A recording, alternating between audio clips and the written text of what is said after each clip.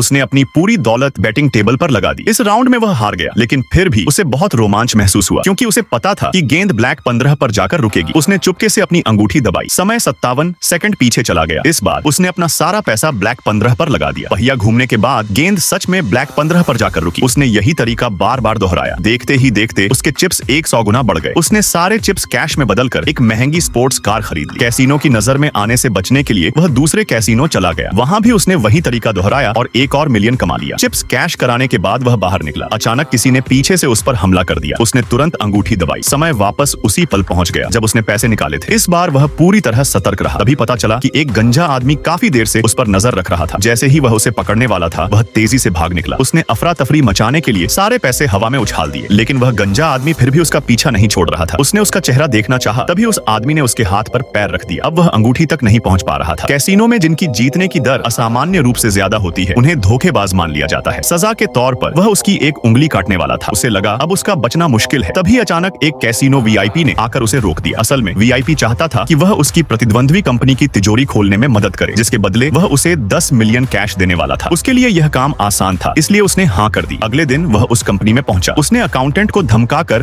तिजोरी का पासवर्ड लिखवाया और नंबर याद कर लिया। फिर अंगूठी दबाकर समय को 57 सेकंड पीछे कर दिया। इस बार वह सीधे अंदर नहीं गया, बल्कि कर्मचारियों के जाने का इंतजार किया। उनके जाने के बाद उसने पासवर्ड डाला, लेकिन हैरानी की बात यह थी कि पासवर्ड गलत निकला। लगता है खूबसूरत लड़कियों को झूठ बोलना भी खूब आता है।